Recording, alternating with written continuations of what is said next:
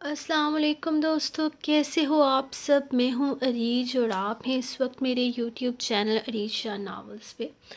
آج ہم ریڈ کریں گے ناول شدت جنون کی قسط نمبر 115۔ تو چلیے سٹارٹ کرتے ہیں۔ شدت جنون قسط نمبر 115، تحریر عریج شاہ۔ ارے یہ کیا ایزا، تم واپس آ گئی؟ وہ شام کو آفس سے گھر آیا تو ایزا گھر پر ہی موجود تھی۔ اسے دیکھ کر اسے حیرت ہوئی تھی۔ وہ ایزا کو لینے نہیں گیا تھا، یہ سوچ کر کہ اس کے بھائی کو گولی لگی ہوئی ہے تو ایسے میں شاید وہ اپنی فیملی کے ساتھ وقت گزارنا چاہے گی، لیکن ایزا آج ہی گھر واپس آ گئی تھی۔ یہ بات اس کو حیران کر گئی تھی، اسی لیے گھر آتے ہی وہ اس بارے میں سوال کرنے لگا۔ ہاں تو دامیار، آپ نے مجھے وہاں رہنے کی اجازت تو نہیں دی تھی؟ آپ نے تو بتایا ہی نہیں تھا کہ میں کتنے دن رہ سکتی ہوں، تو مجھے واپس آنا ہی تھا نا۔ مجھے تو شہیر بھائی چھوڑ کر گئے ہیں، وہ مسکراتے ہوئے اس سے کہنے لگی تھی، جبکہ دامیار بھی ہلکا سا مسکرا دیا۔ ایزا، اس میں کہنے والی کیا بات تھی؟ تمہارے بھائی کو گولی لگی ہے، اگر تم وہاں رہنا چاہو تو مجھے کوئی اعتراض نہیں، وہ اسے دیکھتے ہوئے بولا تھا۔ بات اعتراض کی نہیں ہے دامیار، بات اجازت کی ہے، اور آپ نے مجھے وہاں رہنے کی اجازت نہیں دی تھی۔ آپ مجھے اپنی مرضی سے وہاں چھوڑ کر آئے۔ کل رات آپ نے مجھے وہاں رہنے بھی دیا، بس اتنا کافی تھا۔ میرا وہاں رہنا ضروری نہیں ہے، اور ویسے بھی زبر بھائی ہسپتال میں ہیں، مجھے ابھی وہ گھر پر تو ہے نہیں کہ میں ان کے پاس رہ سکوں، اور باقی دادی، امی اور چاچی کی پریشانیاں دور کرنے کے لیے ان کی چار بہویں اس گھر میں موجود ہیں۔ مجھے اپنا گھر بار بھی دیکھنا ہے، وہ مسکراتے ہوئے بولی تھی۔ میری اجازت اتنی اہمیت رکھتی ہے تمہارے لیے؟ وہ اس کا چہرہ اپنی نظروں کے حصار میں لیے سوال کرنے لگا۔ ہاں بالکل، آپ میرے شوہر ہیں، آپ کی اجازت میرے لیے اہمیت رکھتی ہے۔ اگر آپ مجھے کہیں جانے سے منع کریں گے تو میں وہاں نہیں جاؤں گی، کیونکہ آپ کا حکم ماننے کا حکم مجھے میرے خدا نے دیا ہے، جس طرح آپ نے مجھے پہلے منع کیا تھا اور میں نہیں گئی تھی۔ دامیار، بات یہ نہیں ہے کہ آپ نے مجھ پر کوئی پابندی لگائی تھی، بات یہ ہے کہ ایک عورت کے لیے اس کے شوہر کے حکم سے زیادہ اہم اور کچھ نہیں ہونا چاہیے۔ مانتی ہوں تھوڑی باغی ہو گئی تھی، کیونکہ میرے بھائی کی سالگرہ تھی تو میں آپ کی اجازت کے بغیر چلی گئی، کیونکہ مجھے لگا تھا کہ میرا وہاں جانا ضروری ہے۔ باقی جب مجھے آپ کا مسئلہ سمجھ میں آیا تب میں نے آپ کی بات مانی۔ آپ کو پتہ ہے بارک بھائی اپنی ہر پرابلم زہرش بھابھی سے شیئر کرتے ہیں، حالانکہ وہ جانتے ہیں کہ زہرش بھابھی ان کی کوئی بھی پرابلم حل نہیں کر سکتی۔ ہاں لیکن اللہ تعالیٰ نے ان دونوں میں اتنا خوبصورت رشتہ بنایا ہے کہ بارک بھائی انہیں اپنی ہر پرابلم بتا کر بالکل پرسکون ہو جاتے ہیں۔ میں چاہتی ہوں کہ آپ کے اور میرے درمیان بھی ایسا ہی اعتبار ہو۔ آپ اپنی ہر پرابلم مجھ سے شیئر کر سکیں۔ میں بے شک آپ کی کوئی پرابلم حل نہ کر سکوں، لیکن آپ کو دلاسا دینے کے لیے میرے پاس اچھے الفاظ ہوں۔ وہ آہستہ آہستہ بول رہی تھی، جبکہ دامیار حیرانگی سے اسے سن رہا تھا۔ وہ چھوٹی سی لڑکی بہت سمجھدار تھی۔ انشاءاللہ ہم میں اس سے بھی مضبوط اعتبار کا رشتہ ہوگا، وہ مسکرا کر کہتا، اسے تھام کر اپنے سینے سے لگا گیا تھا، جبکہ عزا نے اس کے گرد اپنی باہوں کا حصار مضبوط کیا تھا۔ انشاءاللہ ضرور ہوگا، اس نے یقین سے کہا تھا۔ اچھا اب چھوڑیں مجھے، اب پھر سے آپ کے رومانٹک جراثیم جاگ جائیں گے اور مجھے ڈرامہ دیکھنا ہے، وہ اس کا حصار توڑتے ہوئے بولی تھی۔ میں کیا سوچ رہا تھا عزا، تم نہ اپنا ڈرامہ بعد میں دیکھ لینا۔ وہ اچانک سے اس کے کان میں سرگوشی کرتا اسے اپنی باہوں میں اٹھا چکا تھا، جبکہ عزا تو پھرپھرا کر رہ گئی تھی۔ وہ کیسے اس انسان سے کسی شرافت کی توقع کر سکتی تھی؟ نہیں دامیار، چھوڑے مجھے، میرا ڈرامہ، وہ مزاحمت کرتے ہوئے بولی تھی، لیکن دامیار نے اس کی کسی طرح کی مزاحمت کو کوئی اہمیت نہ دیتے ہوئے اسے یوں ہی اپنی باہوں میں بھرے سیڑھیوں کی طرف قدم بڑھا دیے تھے۔ بولا نہ جانم، یہ ڈرامہ آپ کل دیکھ لیجئے گا، ریپیٹ ٹیلی کاسٹ میں آئے گا، اور ویسے بھی تم تو ڈرامے کوئی خاص پسند کرتی نہیں ہو، جانتا ہوں، صرف مجھے تنگ کرنے کے لیے اتنی رات تک یہاں بیٹھے یہ ڈرامے دیکھتی رہتی ہو۔ حالانکہ سب ڈراموں کی ایک ہی گھسی پٹی سٹوری ہے، وہی ساس بہو والا ڈرامہ، اور اگر یہ ڈرامہ ختم ہو جائے تو ہیرو کو مار ڈالو اور پھر تھوڑے عرصے کے بعد واپس لے آؤ، یادداشت بھلا دو اور پھر ہیروئن بیچاری کو ذلیل کروا لو، اور جب وہ جی بھر کر ذلیل ہو جائے تو ہیرو کی یادداشت واپس لے آؤ اور ہیروئن کا ایکسیڈنٹ کروا کر اس کی یادداشت بھلوا دو۔ یہی کہانی ہوتی ہے ان ڈراموں کی۔ اس کے علاوہ ان میں ہے ہی کیا جو تم دیکھو گی؟ میں تو ہیرو دیکھتی ہوں، بڑا پیارا ہیرو ہے، وہ اسے بیڈ پر لا کر لٹاتے ہوئے اپنی ہی دھن میں بولا تھا، جب عزا نے اچانک اس کی بولتی بند کروا دی۔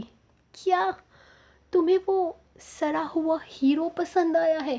وہ حیرت سے دیکھنے لگا تھا۔ خبردار دامیار شاہ، میں اپنے ہیرو کے خلاف ایک لفظ نہیں سنوں گی، وہ انگلی اٹھا کر بولی تو دامیار تو اسے گھور کر رہ گیا۔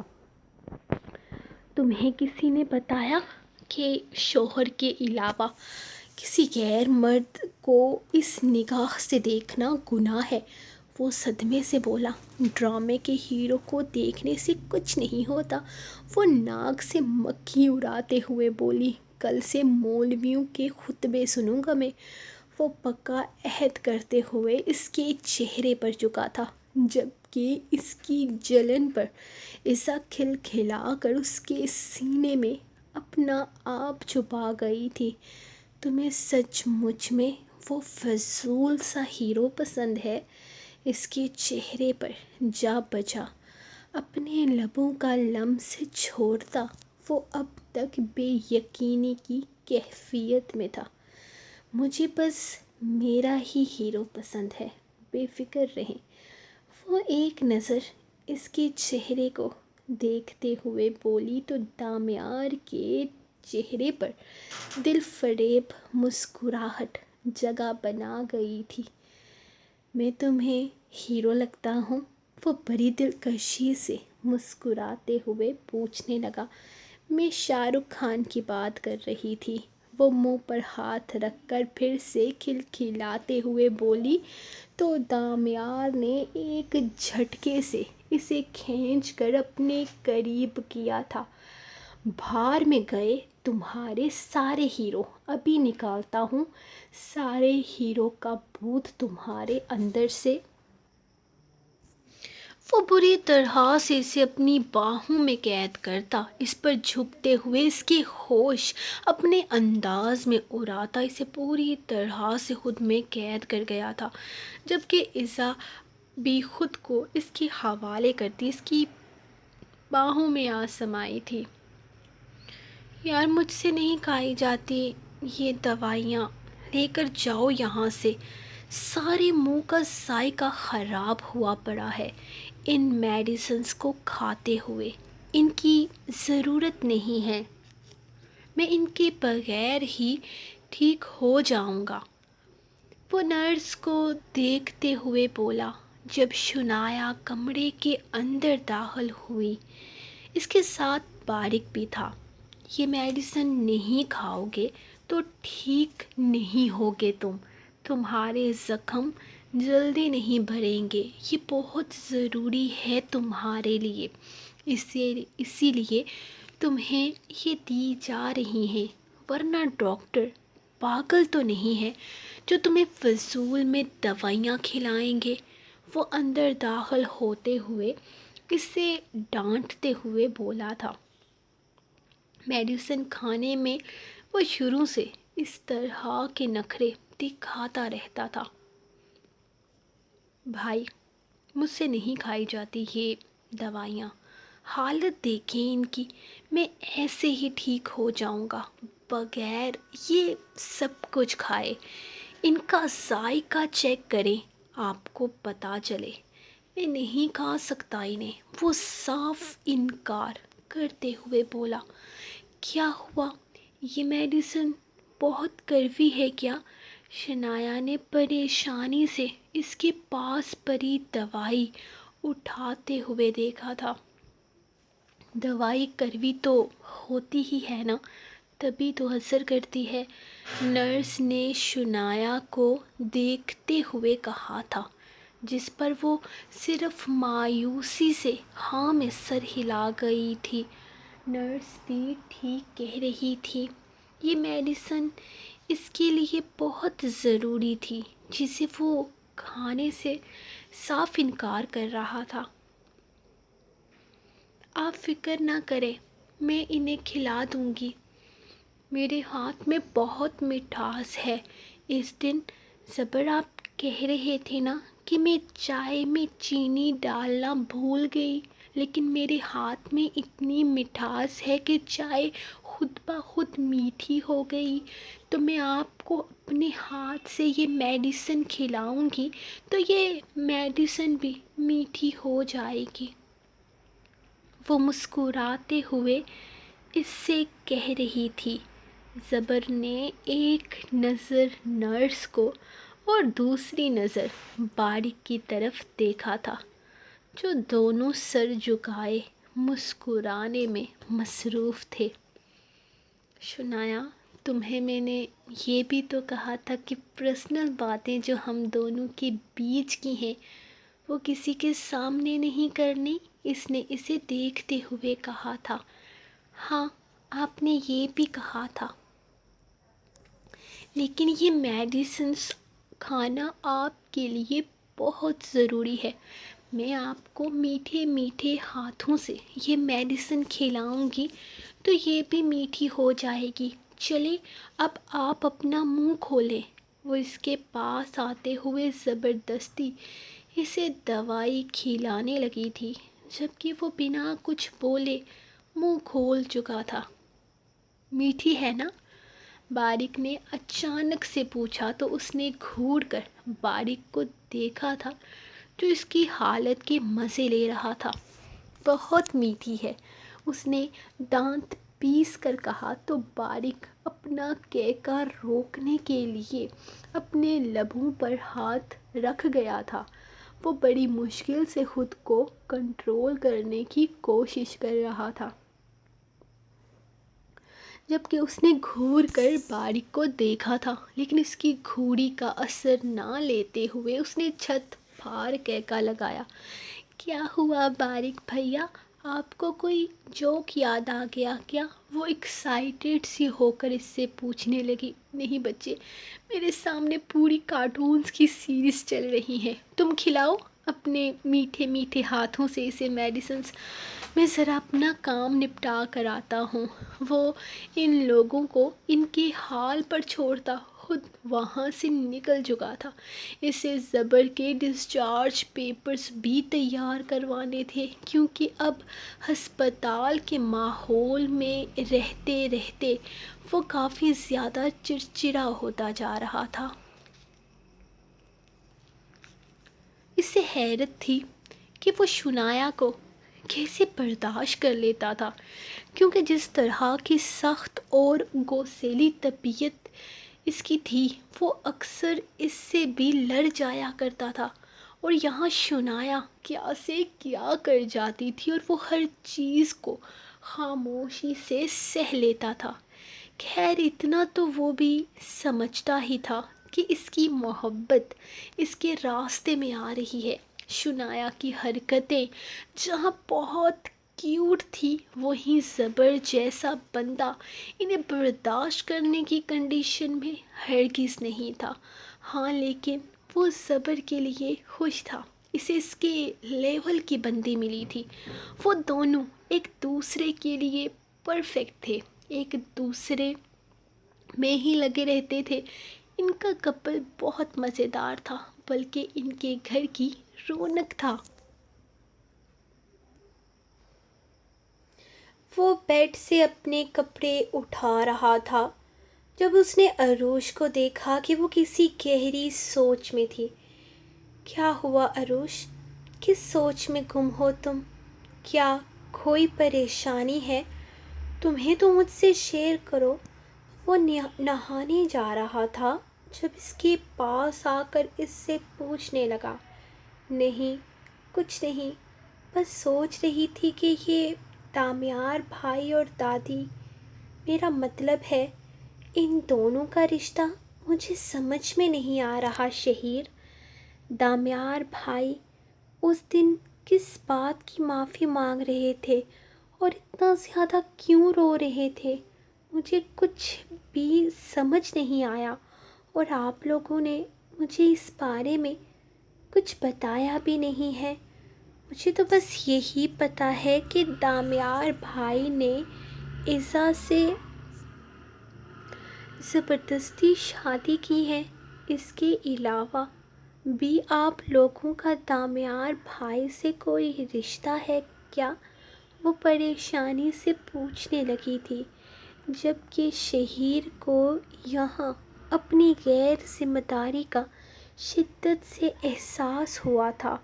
اس نے اسے کچھ بھی نہیں بتایا تھا، جبکہ یقیناً شنایا کو زبر سب کچھ بتا چکا تھا، تبھی تو وہ ان سب چیزوں سے ریلیٹ کر پا رہی تھی۔ ایم ریئلی سوری عروش، میں نے تمہیں اس بارے میں کچھ بھی نہیں بتایا، یہ میری غلطی ہے۔ مجھے تمہیں اس بارے میں ہی نہیں بلکہ اپنے گھر میں سب چیزوں کے بارے میں بتانا چاہیے۔ ہاں، دامیار کے ساتھ ہمارا ایک اور بھی رشتہ ہے۔ دادی کی پہلے شادی ہوئی تھی، مطلب ہمارے دادا سے پہلے ان کی شادی مظہر شاہ نامی ایک آدمی سے ہوئی تھی، جن کے ساتھ ان کا رشتہ زیادہ دیر تک نہیں چل سکا۔ ان میں سے انہیں ایک بیٹا تھا جس کا نام مرتضیٰ شاہ تھا۔ پھر دادی اور مظہر شاہ کی طلاق ہو گئی تھی، اور مظہر شاہ نے مرتضیٰ شاہ کو دادی سے الگ کر دیا تھا۔ دامیار مرتضیٰ شاہ کا ہی بیٹا ہے، اور اتنا ہی نہیں، جس لڑکی کو ہم دامیار کی بیٹی سمجھ رہے ہیں، وہ دامیار کی بیٹی نہیں بلکہ اس کی بہن ہے۔ اس نے اسے پوری تفصیل سے سمجھائی تھی، مطلب کہ دامیار بھی دادی کا ہی پوتا ہے، اور ایزا کے علاوہ بھی میری ایک نند ہے۔ وہ مسکراتے ہوئے بولی تو شہیر بھی ہلکا سا مسکرا کر ہاں میں سر ہلا گیا تھا۔ ہاں، اور انشاءاللہ ہم جلد اس سے ملیں گے۔ دادی کہہ رہی تھی کہ دامیار سے اس بارے میں بات کریں گی، کیونکہ جس طرح سے دامیار دادی کا پوتا ہے، اسی طرح امارا بھی دادی کی پوتی ہے، اور وہ اس سے ملنا چاہتی ہیں۔ وہ مسکراتے ہوئے اسے بتانے لگا تھا، جبکہ عروش سب کچھ جان کر اب کافی پرسکون لگ رہی تھی۔ چلے، یہ تو اچھا ہو گیا نا کہ وقت رہتے ساری غلط فہمیاں دور ہو گئی۔ میں بابا کے پاس ان کے کمرے میں جا رہی ہوں۔ ماشاءاللہ سے بابا پوری باتیں سمجھنے اور کرنے لگے ہیں۔ بابا کو اتنے عرصے کے بعد بولتے دیکھ بہت خوشی ہو رہی ہے۔ وہ اپنی خوشی اس سے شیئر کرنے لگی تھی۔ کل سے بابا نے ہلکی ہلکی باتیں کرنا شروع کر دی تھی۔ ابھی وہ جملہ مکمل نہیں کر پاتے تھے، لیکن آہستہ آہستہ انہوں نے بولنا شروع کر دیا تھا، جو کہ ایک بہت پازیٹیو پوائنٹ تھا ان کے ٹھیک ہونے کا۔ ہاں ٹھیک ہے، تم بابا کے پاس چلو، تب تک میں فریش ہو کر آتا ہوں۔ وہ اسے جانے کا کہتے ہوئے خود اپنے کپڑے لے کر واش روم میں چلا گیا تھا، جبکہ عروش دادی اور دامیار کے رشتے کو سمجھ گئی تھی۔ زران، آپ کی پریگننٹ بیوی جاگ رہی ہے اور آپ کیسے مزے سے سو رہے ہیں؟ مجھے نیند نہیں آ رہی، اٹھیں۔ جب تک میں نہ سو جاؤں تب تک آپ بھی نہیں سو سکتے۔ وہ اس کے سر پر سوار اسے مسلسل جگا رہی تھی، جبکہ زران جو جلدی سو گیا تھا، یہ سوچ کر کے صبح جلدی جاگ کر اپنا کام مکمل کر سکے، آدھی رات کو 2 بجے کے قریب اس کے جگانے پر مندی مندی آنکھوں سے اسے دیکھنے لگا تھا۔ کیا ہو گیا عبادت؟ تم اتنی رات کو مجھے کیوں جگا رہی ہو؟ اب کیا چاہیے تمہیں؟ وہ اٹھ کر بیٹھتے ہوئے اس سے پوچھنے لگا۔ آدھی رات کو وہ اسے اس لیے جگاتی رہتی تھی کیونکہ اسے کچھ نہ کچھ چاہیے ہوتا تھا۔ پچھلے 15 سے 16 دن سے اس کی یہی عجیب و غریب روٹین تھی۔ نوڈلز چاہیے مجھے، بھوک لگ رہی ہے، جائیں میرے لیے نوڈلز بنا کر لائیں۔ وہ اسے دیکھتے ہوئے بولی تو زران نے اسے گھور کر دیکھا تھا۔ عبادت، تم مجھے آدھی رات کو اس لیے جگا رہی ہو تاکہ میں تمہارے لیے نوڈلز بنا کر لاؤں؟ وہ اسے دیکھتے ہوئے بولا تو عبادت نے کندھے اچکائے تھے۔ ہاں، میں آپ کو آدھی رات کو اسی لیے جگا رہی ہوں تاکہ آپ میرے لیے نوڈلز بنا کر لائیں۔ بھوک لگی ہے مجھے، جائیں اور جلدی آئیے گا۔ وہ بیڈ پر بیٹھتے ہوئے بولی تھی۔ عبادت، 2 منٹ لگتے ہیں نوڈلز بنانے میں، یار خود بنا لو نا، سیریسلی مجھے بہت نیند آ رہی ہے۔ میری جان، تھوڑی سی میرے لیے مشقت کر لو، تھوڑا سا رحم کھا لو مجھ پر، وہ منت بھرے انداز میں بولا تھا۔ نہیں زران، آپ کا دماغ تو خراب نہیں ہو گیا؟ آپ کو پتہ ہے نوڈلز کی اسمیل سے مجھے ابکائی آتی ہے، میری طبیعت خراب ہو جائے گی۔ آپ اپنی پریگننٹ لیڈی کی اتنی سی بات نہیں مان سکتے؟ بھوک سے میری جان جا رہی ہے اور آپ؟ وہ آدھی ادھوری بات کہتی زور و شور سے رونے لگی تھی، جبکہ اس کے اچانک اتنے شدید رونے پر زران بوکھلا کر رہ گیا تھا۔ عبادت، عبادت کیا ہو گیا ہے تمہیں؟ اس طرح سے کیوں رو رہی ہو؟ یار میں بنا لاتا ہوں تمہارے لیے نوڈلز، خدا کے لیے اس طرح سے مت رو۔ میں لے کر آتا ہوں تمہارے لیے نوڈلز، تم بالکل ریلیکس ہو جاؤ۔ ابھی تھوڑی دیر میں نوڈل تیار کر کے لاتا ہوں، رونا مت پلیز، پلیز مت رونا۔ وہ بوکھلا کر بیڈ چھوڑتا اٹھ کر کھڑا ہو گیا تھا، جبکہ عبادت اب بھی سوں سوں کرنے میں مصروف تھی۔ آپ کو اب مجھ سے پیار نہیں رہا، سب سمجھ میں آ رہا ہے مجھے۔ میں موٹی ہو گئی ہوں نا، اس لیے اب میں آپ کو پیاری نہیں لگتی۔ وہ روتے ہوئے کہاں کی بات کہاں لے کر جا چکی تھی۔ عبادت یار کیا ہو گیا ہے تمہیں؟ تم موٹی ہو کر اور بھی کیوٹ اور زیادہ پیاری ہو گئی ہو۔ میں تم سے پیار کیوں نہیں کروں گا؟ میری جان، تم تو میری جان ہو، میرے جینے کی وجہ ہو، میری زندگی ہو، میں تمہیں کیوں پیار نہیں کروں گا؟ یار تم مجھے بہت پیاری لگتی ہو، پہلے سے کہیں زیادہ پیاری لگتی ہو۔ دن بہ دن میری محبت میں اضافہ ہو رہا ہے۔ پلیز تم رونا بند کرو۔ اس طرح کی کوئی انسیکیورٹی پالنے کی ضرورت نہیں ہے تمہیں۔ وہ اس کا چہرہ اپنے ہاتھوں میں لیے اس کی آنکھیں صاف کرتے ہوئے بول رہا تھا، اگر میں پہلے سے اتنی زیادہ پیاری ہو گئی ہوں تو آپ میری بات کیوں نہیں مانتے؟ اگر میں پہلے سے زیادہ پیاری ہو گئی ہوں تو آپ کو میری ساری باتیں ماننی چاہیے نا؟ جائیں میرے لیے نوڈلز بنا کر لائیں۔ وہ آنسو صاف کرتے ہوئے بولی تو زران سر پکڑ کر رہ گیا۔ ہاں میں بنا کر لاتا ہوں تمہارے لیے نوڈلز، آنسو صاف کرو۔ ان آنکھوں سے ایک بھی آنسو نہیں بہنا چاہیے۔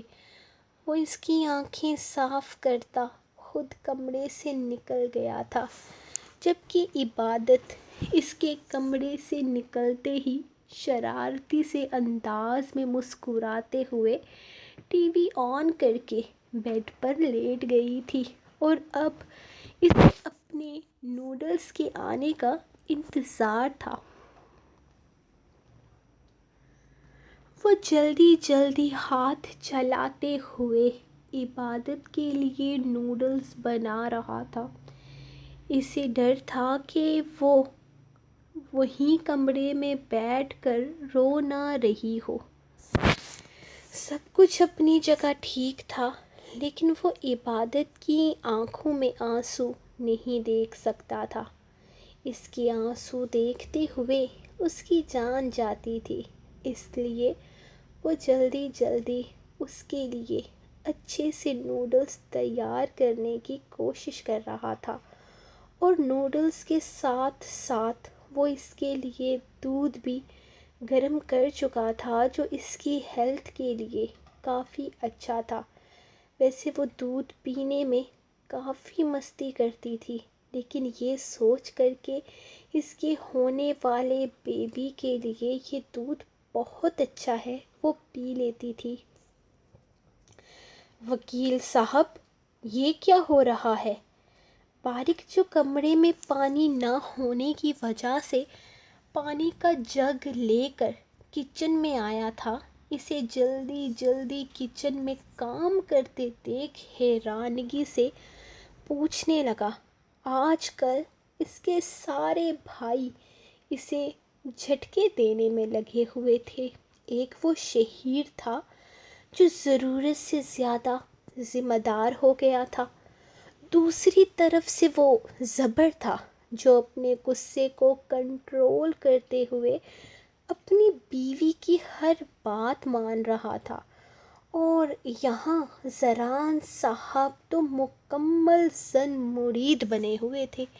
آدھی رات کو اپنی بیوی کے لیے نوڈلز تیار کر رہے تھے۔ وہ عبادت کو بھوک لگی ہے بھائی، اس لیے وہ جلدی جلدی اسے بتاتا اپنے ہاتھ کام میں لگا رہا تھا۔ وکیل صاحب، آپ کی حالت ٹھیک نہیں لگ رہی ہے، لگتا ہے بیوی نے کچھ زیادہ تنگ کر رکھا ہے آپ کو۔ وہ یقیناً اس کا مذاق اڑاتے ہوئے بول رہا تھا۔ بھائی، آپ پر بھی یہ دن آئیں گے، پریشان مت ہوں۔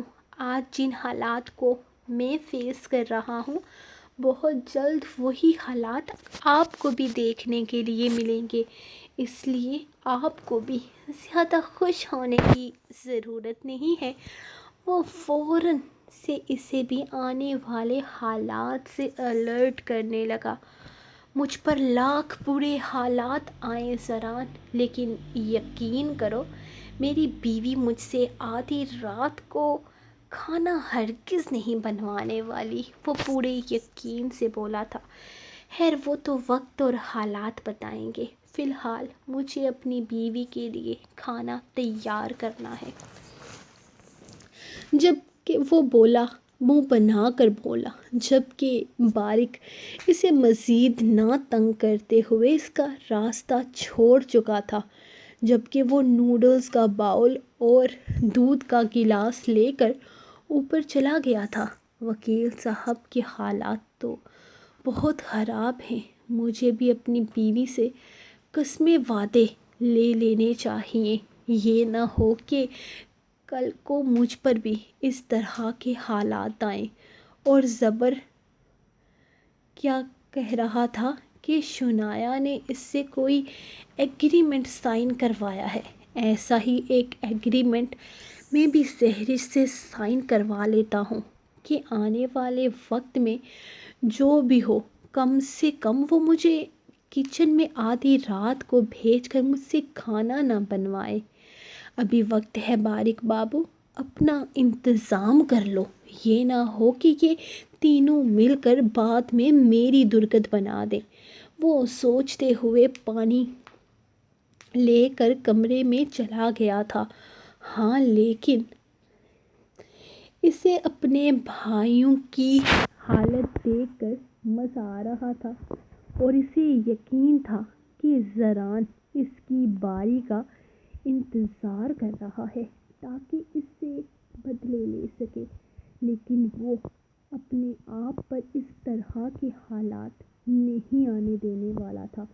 جلد سے جلد کمرے میں آتے ہوئے اس نے پانی کا گلاس سائڈ پر رکھتے اپنی کاپی پینسل نکال کر جلدی جلدی ایگریمنٹ لکھا تھا۔ زہرش، اٹھو، مجھے تم سے ضروری کام ہے، ان پیپرز پر سائن کرو۔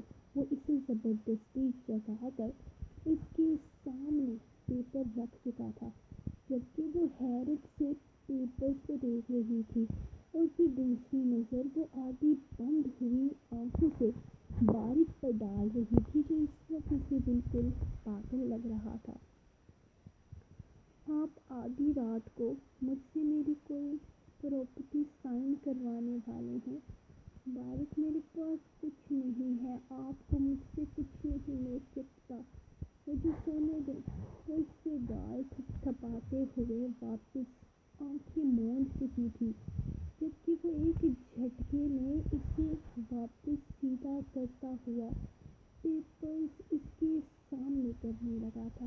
میری بات سنو زہرش، ان پیپرز پر سائن کرو ابھی اور اسی وقت۔ اپنے بھائی کی حالت دیکھ کر آ رہا ہوں، مجھے اس پر ترس آ رہا ہے، اور میں خود پر ایسے حالات نہیں آنے دینا چاہتا۔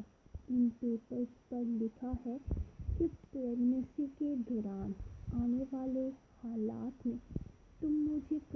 آدھی رات کو کچن میں بھیج کر مجھ سے کچھ کھانا وغیرہ نہیں بنواؤ گی؟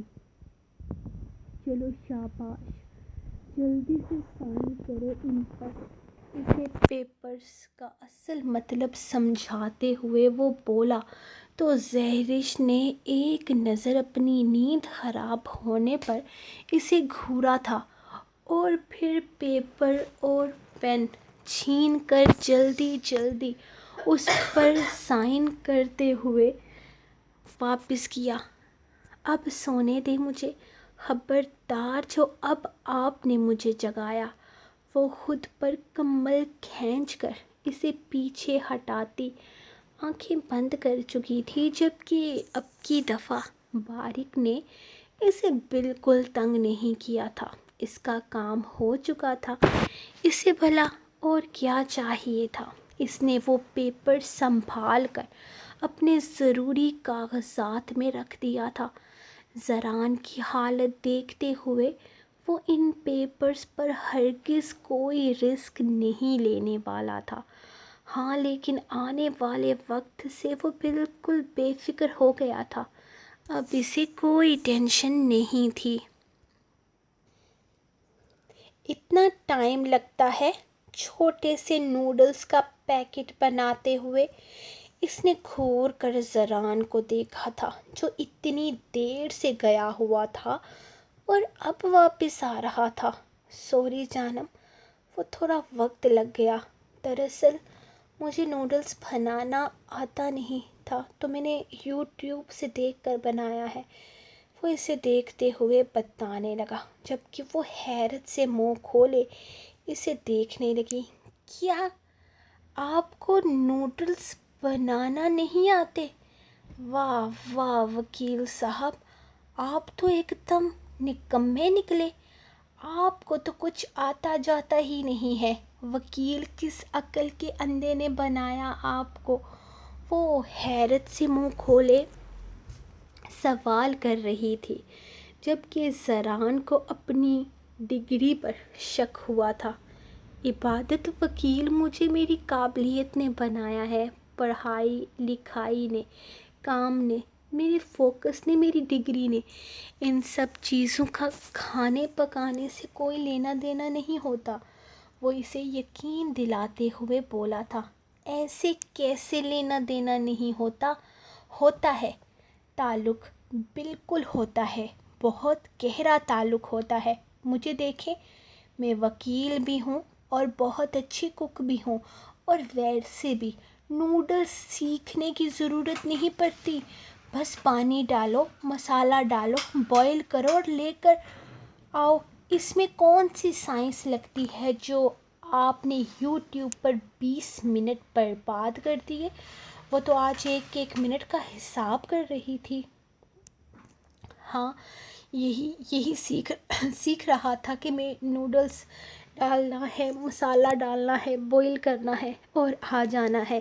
یہی سیکھتے سیکھتے 20 منٹ لگ گئے، اس نے مسکراتے ہوئے بتایا تھا۔ کیا زمانہ آ گیا تھا، ایک ایک منٹ کا حساب دینا پڑ رہا تھا۔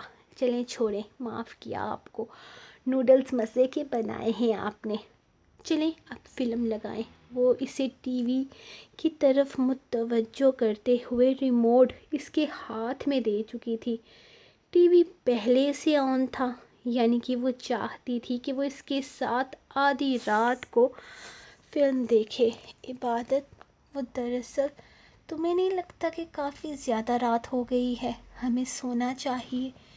میرے خیال میں یہی بات تقریباً 2-3 مہینے پہلے تک میں آپ سے کہا کرتی تھی، لیکن تب آپ نے میری بات نہیں مانی اور اب آپ کو لگتا ہے کہ میں پریگننٹ ہو کر آپ کی بات مانوں گی۔ بند کریں بہانے بازیاں اور جلدی سے کوئی فلم لگائیں، اچھی سی ہونی چاہیے کہ دیکھ کر مزہ آ جائے۔ اور ہاں، سیڈ فلم مت لگائیے گا، ہمارا بیبی سیڈ ہو جائے گا۔ وہ اسے گھورتے ہوئے بولی تو زران پیچھے بیٹھ قرآن سے ٹیک لگا کر لیٹا تھا، جبکہ وہ اس کے سینے کے ساتھ تکیہ رکھتے ہوئے اس کے اوپر لیٹ گئی تھی۔ زران نے آہستہ سے اس کے گرد اپنی باہوں کا حصار بناتے ہوئے فلم تلاش کرنا شروع کیا تھا۔ عبادت، یہ جو تمہارے موڈ بدلتے ہیں، یہ صرف پہلے بیبی کے ٹائم ہوں گے یا آنے والے ہر بیبی کے ٹائم پر؟ وہ کچھ سوچتے ہوئے سوال پوچھنے لگا۔ پتہ نہیں، ہو سکتا ہے ہمیشہ ہوں، ہو سکتا ہے پہلی دفعہ ہوں، لیکن آپ کیوں پوچھ رہے ہیں؟ وہ حیرت سے اس سے پوچھنے لگی۔ نہیں، اگر تو یہ پہلی دفعہ آخری دفعہ ہے تو ٹھیک ہے، لیکن اگر یہ آئندہ بھی اسی طرح کچھ ہونے والا ہے تو یہ ہمارا پہلا اور آخری بچہ ہوگا۔ وہ کچھ سوچتے ہوئے بولا جب عبادت نے اسے گھور کر دیکھا۔